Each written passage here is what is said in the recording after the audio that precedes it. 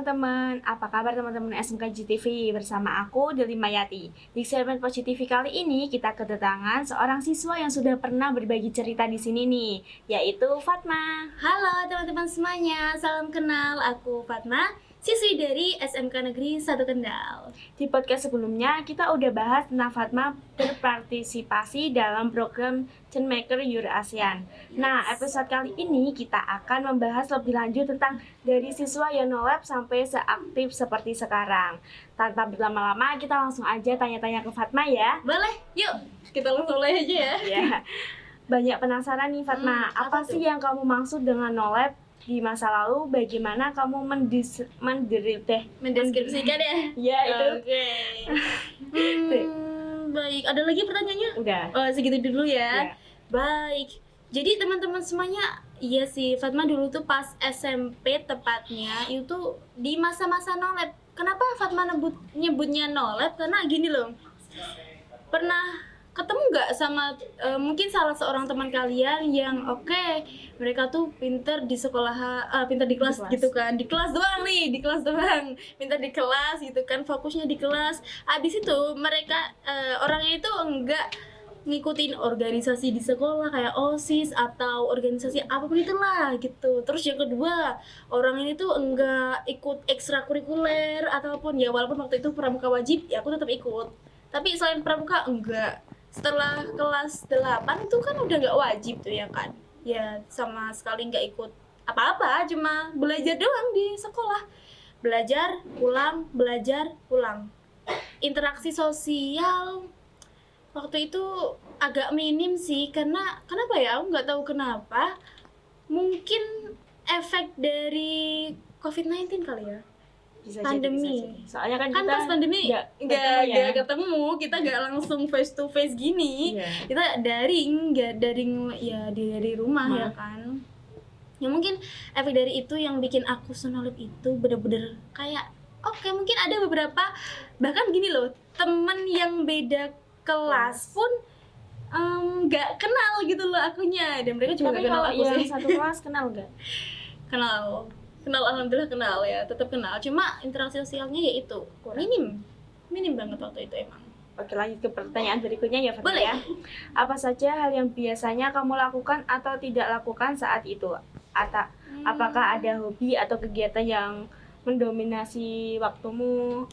Pas aku SMP itu kan, Ya. jadi apa yang aku lakukan, apa yang nggak aku lakukan, hobi aku apa, sebenarnya ini tuh udah nyambung di tadi awal ya. Apa yang aku lakukan ya udah fokus di buku aja itu. Pun aku punya HP ini ya, fun fact, Fatma punya HP itu pertama kali pas pandemi. Nah itu Berarti kelas 8. jadi ya aku ketinggalan informasi banyak hal emang. Nah itu salah satu yang memang bikin aku jadi semakin kayak nolep ya. Udah gak punya HP waktu itu, baru punya HP, belum tahu fitur-fiturnya, terus habis itu belum masuk grupnya juga, informasinya pun telat masuk di akunnya gitu kan. Sekarang libur, sekarang Fatmanya berangkat, itu salah satu realitasnya seperti itu. Yang aku lakuin, yang aku nggak lakuin, hobiku apa? Yang aku lakuin ya di sekolah cuma Belajar. ya belajar di kelas, PR itu, terus makan di kantin, balik lagi ke kelas, terus pulang, udah nggak ada apa-apa. Terus yang kedua yang aku nggak lakuin apa, bukan nggak lakuin sih, lebih ke minim interaksi sama sesama temen nih. Kalau sama guru paling cuma tentang tugas kayak gitu-gitulah. Terus apalagi ya, nggak ikut ekstrakurikuler, nggak ikut organisasi internal maupun eksternal juga. Itu sih ya, kayak ininya hidupku waktu SMP Gitu aja. ya monoton ya. Hobiku apa waktu itu, ya, Pasti makan, soalnya kan lagi COVID. termasuknya ya. Bener. Lalu apa yang menjadi titik baik dalam kehidupan? Momen atau peristiwa apa yang membuatmu berpikir aku harus berubah gitu? Yang bikin aku sadar ya. Iya. Jadi waktu itu tuh wisuda masih diberlakukan kayaknya ya, tapi di sekolahanku itu tuh masih ada pelepasan lah. Pelepasan gitu kan. Dan dari situ tuh aku kepikiran gini, ini bentar lagi aku kan mau masuk SMA atau SMK gitulah gitu. Pikiranku waktu itu masuk SMK ya, karena aku nggak suka aku nggak mau mikirin nilai, padahal di SMK juga mikirin nilai kan. Nah itu kebodohan ya kebodohan anak nolep. Nggak apa-apa. Gak apa-apa. Jadi- Kan itu masih kecil. Iya, masih kecil lah gitu. Jadi momentumnya pas wisuda, simpelnya pelepasan aja deh, cari amannya pelepasan. Iya. Pas pelepasan SMP itu aku sempet nggak tahu kenapa kena angin apa, tiba-tiba tuh kepikiran gini, ini kalau aku terus-terusan nolep nggak kenal siapa-siapa, terus aku kedepannya gimana? Masa aku mau fotokopi aja dianterin sama ayah sih, masa mau kayak gitu terus, kan nggak mungkin toh. Jadi ya minimal aku kenal beberapa orang untuk kedepannya. Tapi pas waktu SMP itu udah ada temennya atau belum? Kayak yang Ada. kamu gitu. Ada sih, cuma bisa dibilang apa ya, aku merasakannya, kamu tahu gak sih kalau misal nih ada anak pinter dan dia tuh kayak ansos gitu, ansos, dan ya teman-teman di sebelahnya tuh pasti kan nggak suka tuh kan kalau sama orang ansos, ini anak pinter ngapain nih. Ditemenin. Iya, terus ya paling ditemeninnya ketika kalau Butuh. kamu yang melengkapi seperti itu. Terus kembali lagi tadi, intinya momentumnya pas wisuda aku harus benar-benar berubah. Minimal aku ikut organisasi, minimal aku ikut ekstra ya, atau enggak aku ya minimal di SMK atau enggak di kedepannya aku kenal lah beberapa orang, temanku nggak cuma 1-2 gitu. Kalau waktu SMP temanku 1 doang. Siapa Dan itu? sekarang Adel, kamu kenal Oh, Adel iya. kan? Iya, yang sekarang juga sama di jurusan ini. Ya sampai sekarang juga masih. Oke, lanjut ke pertanyaan berikutnya ya. Apakah ada seorang atau sesuatu yang menginspirasi untuk melakukan perubahan ini, dan bagaimana proses awal perubahan itu? Kalau kita ngomongin tentang orang yang memotivasi aku waktu itu, sebenarnya ayahku sih. Waktu itu benar-benar yang memotivasi aku buat berubah itu ayahku. Jadi pernah yang tadi di awal aku bilang nggak ada angin apapun tuh sebenarnya bukan kan. Jadi malam sebelum besoknya itu pelepasan, ayahku tuh sempat ngomong gini, intinya nek kamu ke depannya gak berubah-berubah terus, ya diantar ke bapak terus. Lah terus engkau kamu kini misal kerja ki apa kudu diantar ke bapak terus, ke depannya apakah bapak iso ning sampingnya sinok terus gitu kan? Nggak mungkin kan. Dari situ aku mulai untuk kepikiran, ya udah, ya ini udah waktunya buat berubah. Agak dramatis banget ya. Hanya dramatis banget ya. Kurang lebihnya seperti itu, yang memotivasi aku untuk berubah itu ayahku sendiri sama diriku sendiri. Lalu setelah melewati masa-masa nolep, melihat perubahan yang signifikan nih pada dirimu, kapan kamu mulai menyadari bahwa kamu memilih potensi untuk berpartisipasi di sekolah? Kapan aku sadar bahwa diriku ini potensi ya? Aku sadarnya itu kelas 11 semester 2. Kelas 11 semester 2. Selama aku kelas sebelum-sebelumnya nih, sebelum kelas 11 semester 2, itu tuh aku ya cuma sekedar kayak tadi di awal, pokoknya aku SMK mau ikut organisasi, pokoknya aku SMK mau ikut ekstra, cuma sekedar coba gitu kan. Tapi kan aku belum tahu aku ini Mau kemana? potensi enggak, ya arahku itu mau kemana itu belum tahu. Jadi kelas 11 semester 2 itu aku mulai sadar, oh oke. Eman-eman juga ya kalau anak ini, aku ngomong sendiri sama diriku kan. Oh iya, eman-eman juga ya kalau anak berpotensi ini nggak lanjut kuliah gitu kan. Masa malah langsung kerja sih, Fat? Terus dari situ aku juga kepikiran gini, apa jangan-jangan aku milih SMK ini pilihan yang salah? Karena masa anak berpotensi ini masuk SMK? Itu masih tengil-tengilnya tuh Fatma tuh. Belum ada bersyukur-bersyukurnya. Jahat banget kan Fatma itu. Iya, jahat banget. Terus akhirnya kayaknya ini nggak salah. Aku masuk SMK ini juga nggak salah kok. Tetap Kan itu pilihan kamu. Iya. Tetap ada hikmah di baliknya. Hikmah bukan teman ya, ini hikmah. Nanti tak ambilin hikmah. Tetap ada pembelajaran di baliknya gitu. Terus aku mulai sadar, iya tadi kelas 11 semester 2, dan Aku langsung bikin plot lagi. Intinya ke depan aku harus kuliah. Aku harus siapin apa aja buat kuliah. Prestasi aku mulai kejar kan di situ kan. Gencar-gencarnya itu tahun 2024 itu. Kemarin Pertengahan. berarti? Yes, benar itu.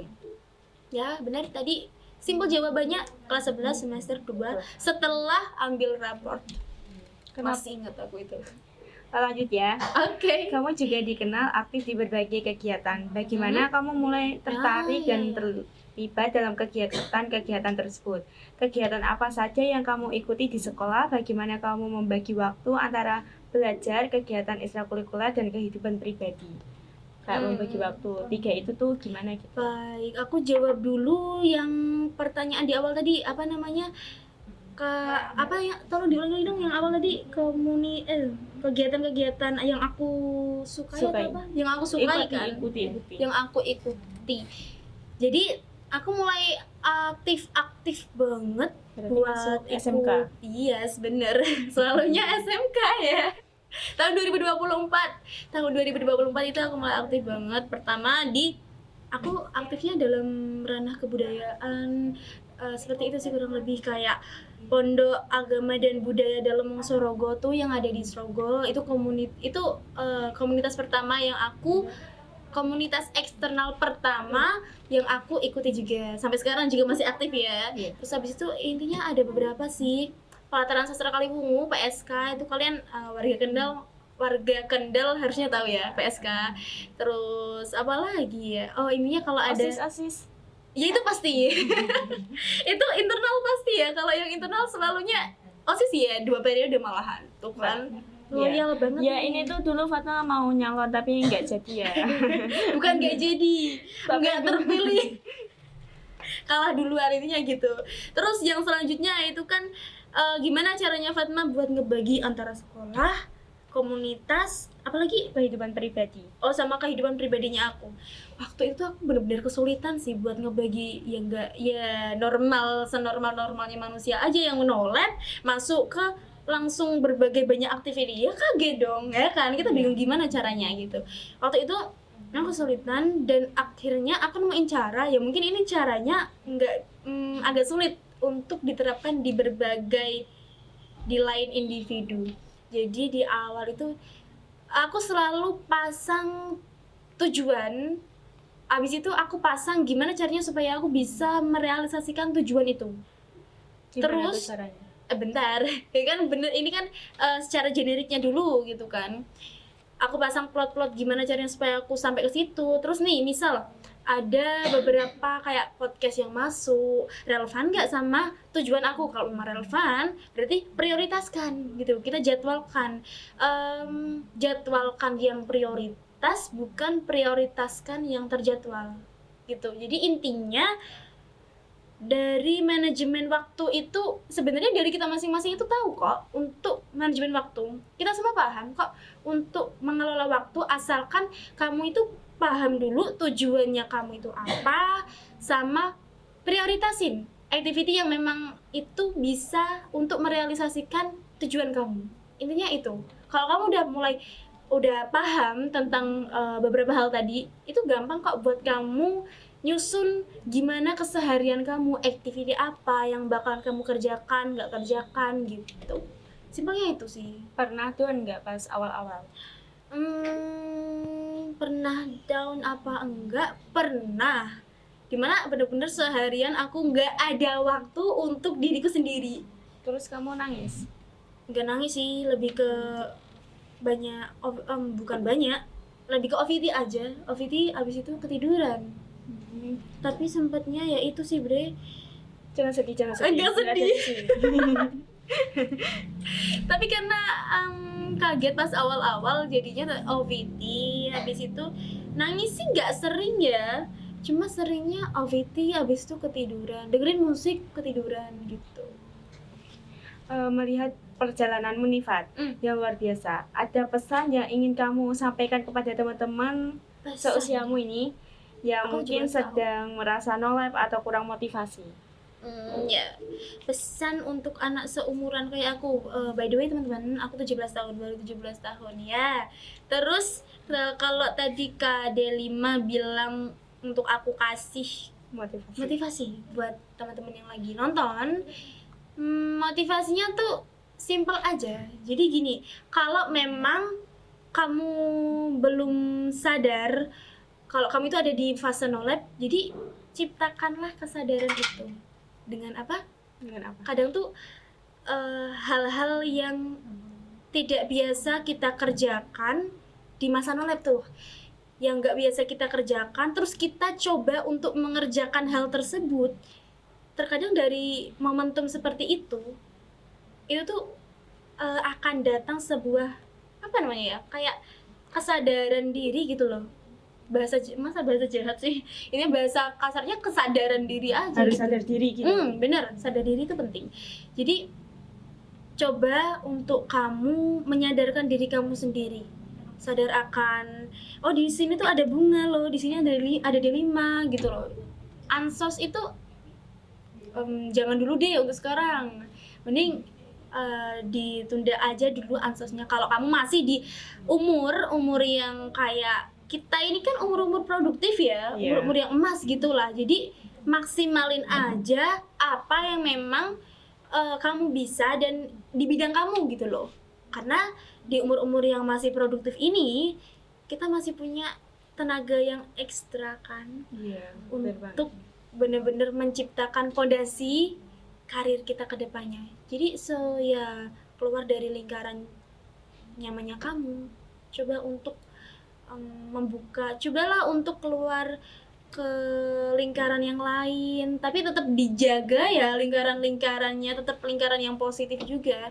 Tapi terkadang kita tuh boleh loh untuk belajar dari lingkungan yang negatif, karena nggak semua lingkungan yang negatif itu Jahat. negatif. Jahat baik itu kan Tergantung relatif ya, relatif gimana sudut pandangnya kamu gitu. Intinya itu sih. Ini bukan kalimat motivasi tapi cerita motivasi kayaan. Iya. Yaudah, intinya kalian yang lagi nonton itu Harus semangat. benar, untuk harus semangat ya. kedepannya. Cobalah buat nyobain activity yang baru gitu, dan konsisten itu penting. Tujuan, prioritas, konsistensi. Dah itu. Ya. Oke, terima kasih banyak ya Fatma atas Terima sharingnya kasih pengalaman kembali. kamu. Nah, teman-teman gimana podcast kita kali ini? Jangan lupa pantengin terus YouTube SMK Jitu TV dan tonton sampai nanti. Oke, jangan lupa like, comment, and subscribe YouTube SMK Jitu TV ya. Saya Limayati dan Saya Fatma. pamit undur diri. Terima kasih dan sampai jumpa. Dadah.